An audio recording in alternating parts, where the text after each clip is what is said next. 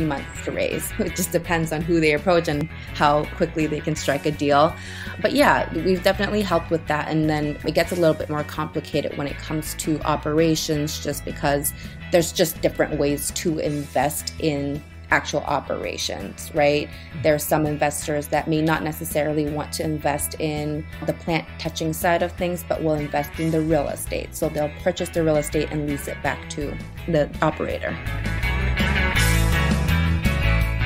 From the PodCONX studios, high in the Rockies at the beautiful Beaver Creek Resort, it's the Raising Cannabis Capital Show. Today on the MJ Bulls Raising Cannabis Capital podcast, we are joined by Maxime-Kot, the president of CB Advisors. Maxime, welcome to the show. Hi, thank you so much for having me. Well, I'm really happy that you could join us today. I have a lot of questions about licensing, which is one of CB Advisors' specialties.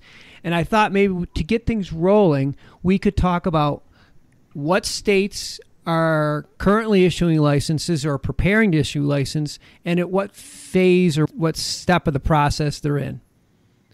Absolutely. Yeah. So there are two different types of markets, I would say. In industry speak, we define it as an open market versus a limited market. An open market is more like California, Oklahoma, Washington, Oregon, where the number of licenses aren't capped statewide. They may be capped on a local level. So, for example, in California, Los Angeles might have a cap of their own on what type of licenses and how many they're issuing. Same with Oklahoma. Now, they can choose not to cap it, and that can cause a lot of oversaturation in that specific area, right? And we see that a lot in Oklahoma versus a limited market where they're only giving out so many licenses, like Pennsylvania, where they issued only 50 dispensary licenses statewide.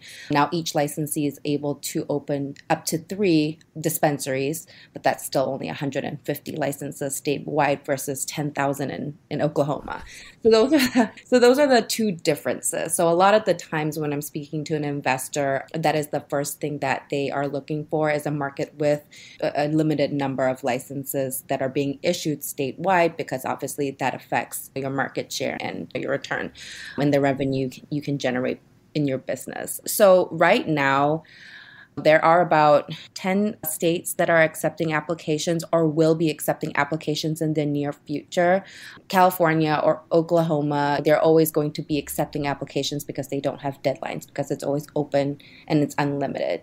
Some of the markets that a lot of investors are interested in and are watching are New Jersey, New York, Connecticut, which just legalized in the past year or so.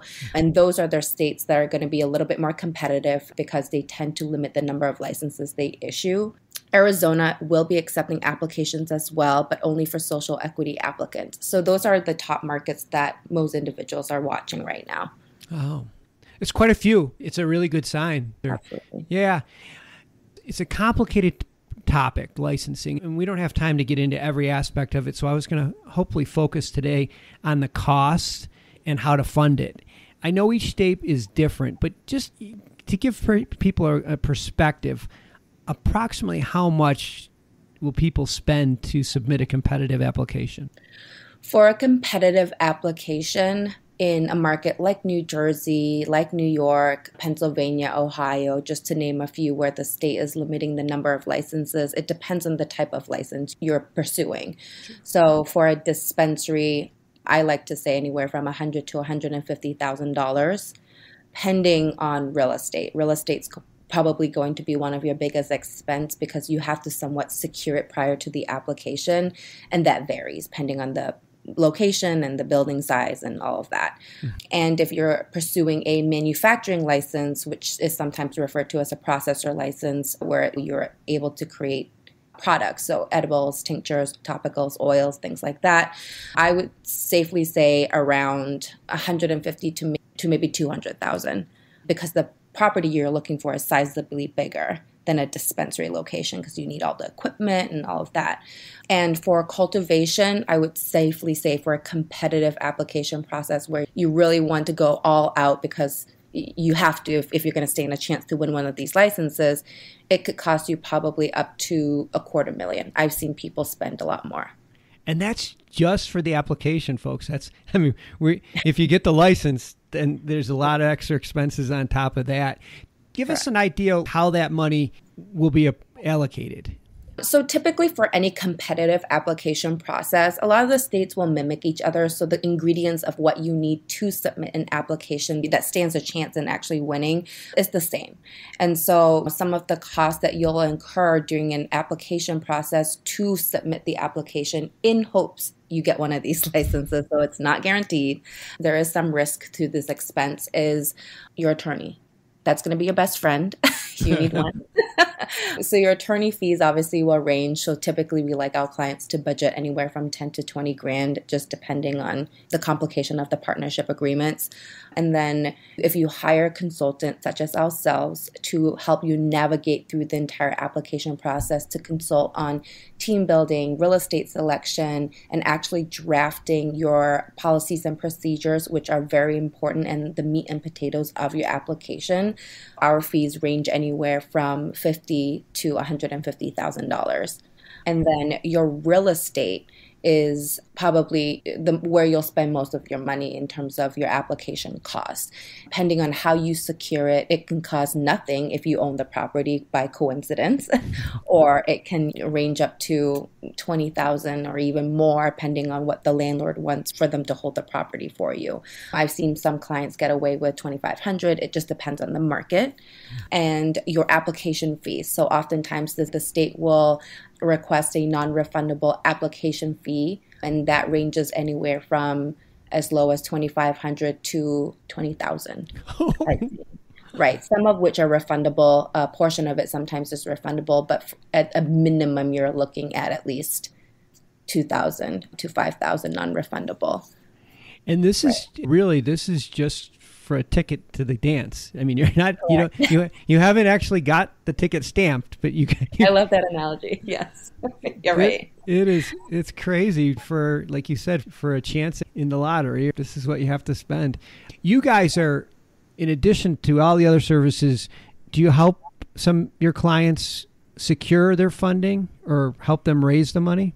Yes, we do. So we have helped clients raise pre-application for the application, for the expenses we just talked about, and also for operations. So if our clients are lucky enough to get a license and they need help raising, we've helped them do that as well.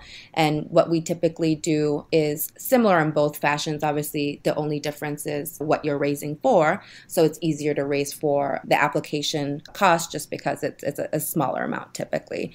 We've helped clients put together their investor deck, a business plan, their financial pro forma, and projections, a breakdown of what the application cost will entail and what the funds are being utilized for. And typically that's a small family friends raise, obviously depending on the type of license you're pursuing.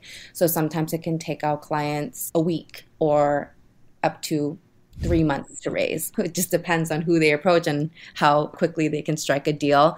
But yeah, we've definitely helped with that. And then it gets a little bit more complicated when it comes to operations, just because there's just different ways to invest in actual operations, right? Yeah. There are some investors that may not necessarily want to invest in the plant touching side of things, but will invest in the real estate. So they'll purchase the real estate and lease it back to the operator.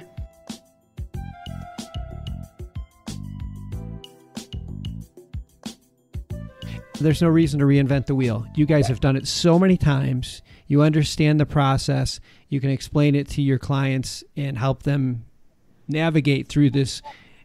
It is so complicated. You talk about putting together the SOPs and the manuals. That's really just the tip of the iceberg. There's so much involved. I know that. I want to talk about for the lucky people that get a license awarded.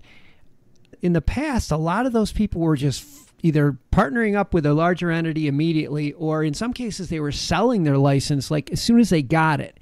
Is that still a thing? It is still very much a thing. There are some states that will put parameters in there to prevent this from easily happening, but there's always workaways around it. So if you really are looking to sell, there's a way, right? So for example, Arizona, for the social equity program, if you are awarded a social equity license here in Arizona, you can't sell, you can't do anything to the license until you get your approval to operate for your dispensary, which means you have to have your dispensary ready and for inspection. And once they give you that approval to operate, then the rules change a little bit, but that prevents somebody from immediately turning around and selling their license without an actual building or potential operations. So that's one of very few markets that have done something to prevent that from happening. But that's also to protect the social equity applicant, I'm assuming. That's their goal. But yes, that happens a lot. Arizona actually just issued 13 licenses, and Arizona's licenses are probably one of the more valuable licenses because we are a recreational market and it is a limited number of licenses. And that's hard to find because a lot of the recreational markets tend to not cap the number of licenses they issue. We see that in Michigan. We see that in California. That obviously means there isn't any money to be made in this market. It just isn't as immediately valuable as Arizona would be, where there is a cap number of licenses. So they just issued 13, which makes the total, including existing licensees that were able to convert to adult use, the total is now 143 licenses total. And it's a vertically integrated license, which means with that one license, you can grow, manufacture, and sell. And so those licenses alone, and not including operations, not including staff, product, or anything, are going for anywhere from 8 to 20 million. And there are buyers. Oh my gosh. Oh my gosh. Right. Because MSOs that are multi-state operators that have made a sizable profit in other markets are now starting to have the actual capital to expand through acquisition. And sometimes that is easier for them and less of a risk for them rather than going through the application process. Wow. Well, staying with the ticket analogies, if you get the golden ticket, that is worth it. It's worth it. $150,000 to turn around for $20 million. It's not such a bad gamble. Wow.